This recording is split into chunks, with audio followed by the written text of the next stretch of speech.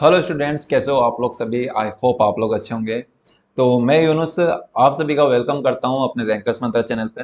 तो देखो, अपनी जो भी क्लास 9 के अंदर आप लोग जो भी पढ़ रहे हो, आप सभी के लिए अपन ने एक सीरीज चलवा मतलब एक सीरीज स्टार्ट कर चुके हैं, जहाँ पर अपन क्या कर रहे हैं कि जो भी आपकी क्लास 9 के जो चैप्टर वाइज है ना, उन चैप्टर वाइज को अपन फॉर्मूले को अपन डिस्कस कर रहे हैं।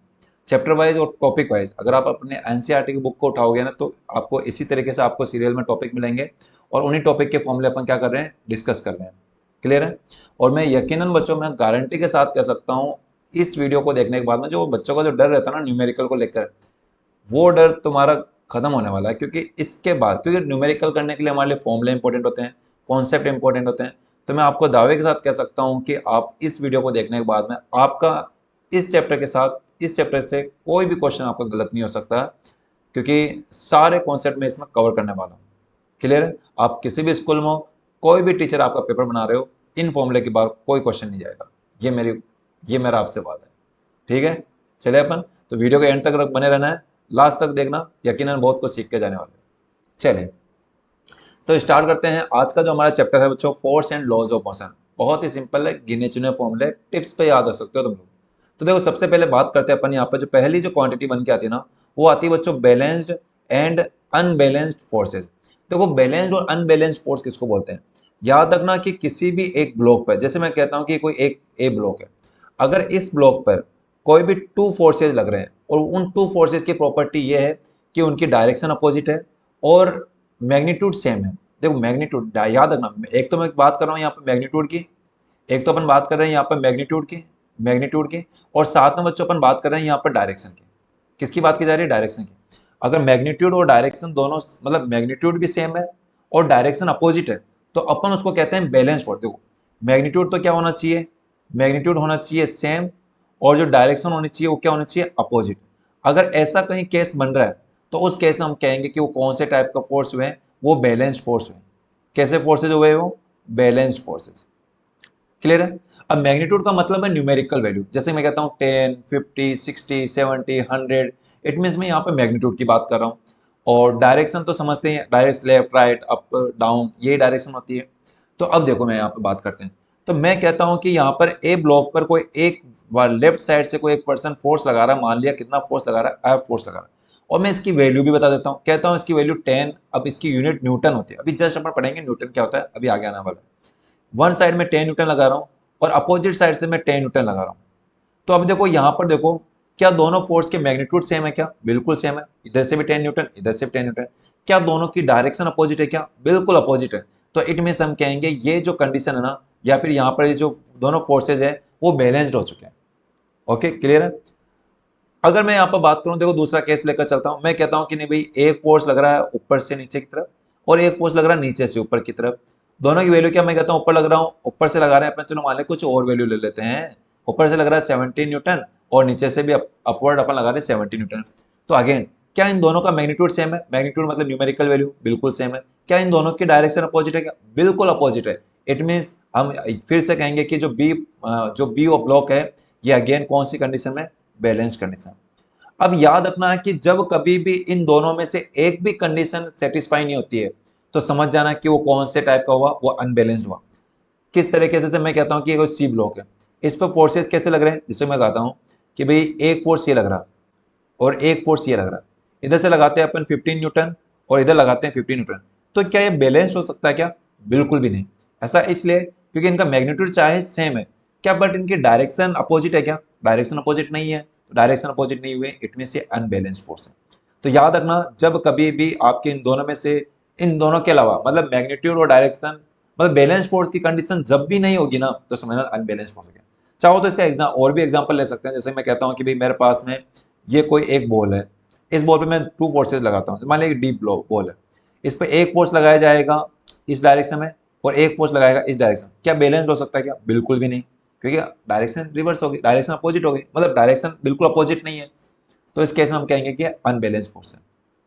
अब देखो, एक चीज बहुत इंपॉर्टेंट है जो हमको याद रखनी है। क्या याद रखनी है, ध्यान रखना कि जब जब कोई ऑब्जेक्ट जो मास वो बैलेंस, जब जब किसी मतलब जब जब किसी मास पे बैलेंस फोर्स लगेंगे, तब तब वो जो ऑब्जेक्ट होगा ना, या तो वो रेस्ट में होगा या फिर वो किस में होगा, यूनिफॉर्म मोशन में होगा। इस चीज का ध्यान रखना। इसका मतलब ये होगा कि उसके अंदर जो एक्सेलरेशन होगा ना, वो याद रखिएगा एक्सेलरेशन कितना होगा, 0 होगा। बिल्कुल याद रखना, बैलेंस फोर्स 0 होगा, या जब भी बैलेंस फोर्स होगा, अब याद रखना जब भी बैलेंस फोर्स होता है ना, तो उस पर जो नेट फोर्स होता है वो याद रखिएगा 0 होता है, क्योंकि 10 न्यूटन इधर से लग रहा है, 10 न्यूटन इधर से लग रहा है, दोनों की फोर्स की मैग्नीट्यूड सेम है, अपोजिट डायरेक्शन है, तो अपोजिट डायरेक्शन एक दूसरे को क्या कर देंगे, कैंसिल आउट कर देंगे। तो इस केस में बैलेंस फोर्स में आपको पॉइंट याद रखना है, नेट फोर्स 0 होता है। सेकेंड पॉइंट, ऑब्जेक्ट या तो रेस्ट में होगा या यूनिफॉर्म मोशन होगा, या थर्ड पॉइंट जो एक्सेलरेशन होगा वो 0 होगा, ये याद रखना। अनबैलेंस फोर्स में सारी चीजें अपोजिट हो जाती है, मतलब जो एफ नेट होगा वो F net is not equal to 0 होगा। क्लियर है? इसमें एक काम करते हैं अपन, पहले इसके फॉर्मेट को अपन लाइनिंग हटा देते हैं, एकदम याद है। चले, तो याद रखना कि जो एफ नेट है वो 0 नहीं होगा। क्लियर है?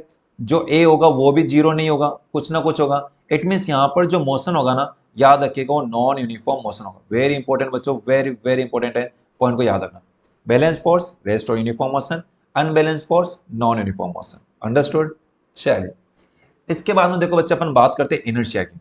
देखो इनर्शिया के लिए ऐसे पर्टिकुलर कोई एक फिक्स फॉर्मूला तो है नहीं कि भाई इनर्शिया का कोई फॉर्मूला हो, ऐसा कुछ नहीं है। लेकिन हाँ, एक चीज जरूर है बच्चे यहाँ पे, कि इनर्शिया हम ये पता जरूर कर सकते हैं कि इनर्शिया कब ज्यादा होगा कब कम होगा। तो याद रखिएगा, इनर्शिया को अपन डायरेक्ट रिलेट करते हैं बच्चों किसी ऑब्जेक्ट के मास से। इट मीन्स क्या हुआ, जिसका मास ज्यादा होता है ना, उसका जो इनर्शिया होता है ना, वो इनर्शिया भी क्या होता है, ज्यादा होता है।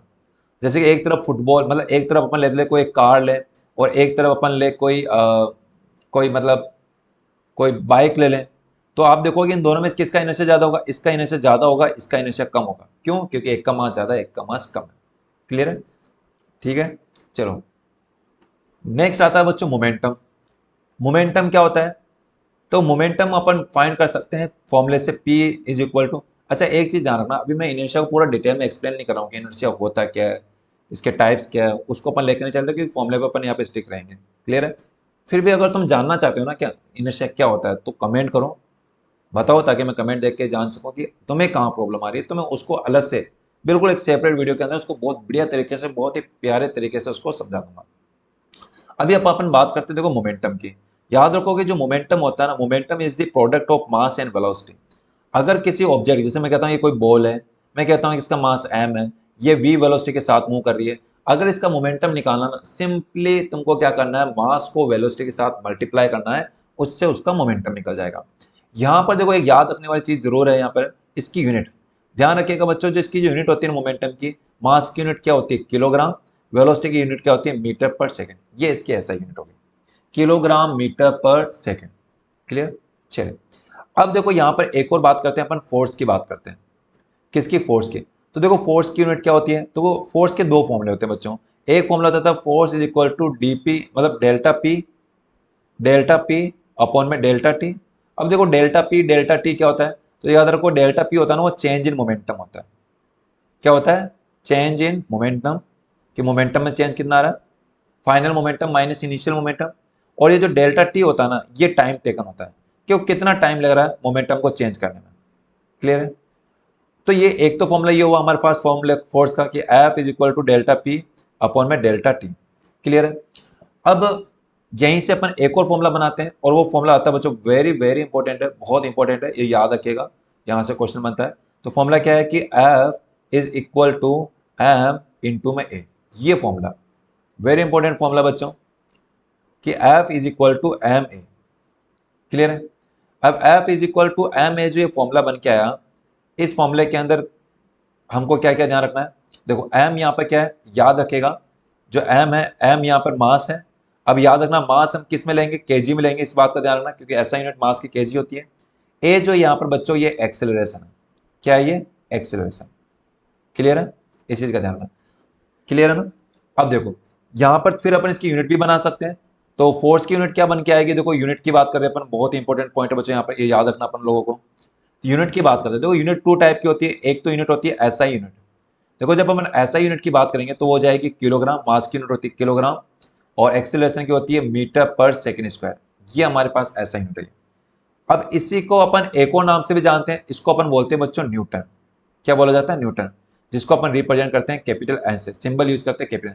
ये याद रखेगा, Newton is the SI unit of force, तो इसलिए अपन डायरेक्ट क्या यूज करते हैं, न्यूटन यूज करते हैं। जैसे स्टार्टिंग में सीधा लिख दिया था 10 न्यूटन, तो न्यूटन एक्चुअल में क्या है, फोर्स की यूनिट है, वो भी कौन सी यूनिट है, एसआई यूनिट है, याद रखिएगा। अब देखो, अब यहां पर अपन क्या करते हैं, इसको एसआई को सीजीएस में भी कन्वर्ट कर सकते हैं, सीजीएस यूनिट। किन्हीं बच्चों को अगर नहीं पता है सीजीएस क्या होता है, तो देखो सीजीएस एक ऐसा सिस्टम होता है जहां पर लेंथ को सेंटीमीटर में मेजर किया जाता है। देखो, सी फॉर सेंटीमीटर, जी फॉर ग्राम, और एस फॉर सेकेंड। तो अगर ऐसी कोई यूनिट सिस्टम जिसमें जहां पर मतलब किसको, लेंथ को सेंटीमीटर में मेजर किया जा रहा है, मास को ग्राम में मेजर किया जा रहा है, और टाइम को सेकंड मेजर किया जा रहा है, उसको सीजीएस यूनिट बोलते हैं। तो सीजीएस यूनिट यहां से अपन बना सकते हैं। देखो, किलोग्राम की सीजीएस यूनिट क्या हो जाएगी, तो वो ग्राम हो जाएगी। मीटर की क्या हो जाएगी, सेंटीमीटर हो जाएगी। और सेकंड सेकंड रहेगा, तो ये इसकी सीजीएस यूनिट होगी। अब इसी को अपन एक और नाम से भी जानते हैं, इसी को बोलते हैं बच्चों डाइन भी बोलते हैं अपन। क्या बोलते हैं, डाइन। क्लियर है। तो ये वो डाइन नहीं है, ये फोर्स की डाइन है। अब देखो यहां पर अब एक रिलेशन हमसे पूछा जा सकता है कि भाई न्यूटन और ग्राम, मतलब न्यूटन में और डाइन में क्या रिलेशन है। तो याद रखना कि न्यूटन, जो याद रखो हमेशा कि जो 1 न्यूटन होता है ना, वो 10⁵ डाइन होता है। क्या होता है, 10⁵ डाइन होता है। ये रिलेशन है जो हमको क्या करना है, याद रखना। क्लियर है। ये आया कहां से, ये चेंजेस करके, किलोग्राम को ग्राम में चेंज करोगे, मीटर को सेंटीमीटर में चेंज करोगे, तो फाइनली रिलेशन बन के आएगा। याद रखना 1 newton is equal to 10⁵ dyne होता है। क्लियर है, याद रख लोगे। चलिए, अब देखो इसके अलावा देखो एक चीज और है। अब यहां पर अपन देखो कुछ क्वांटिटी पढ़ी, इनर्शिया, मोमेंटम, फोर्स। अब देखो एक चीज देखो, ये जो फोर्स का अपन ने फॉर्मूला लिखा है, इस फोर्स के फॉर्मूले को अपन एक और नाम, इसको क्या मैं इसको करेक्शन कर सकता हूँ क्या। देखो फोर्स का फॉर्मूला हमने क्या लिखा, मैंने लिखा कि F is equal to delta P upon में डेल्टा टी।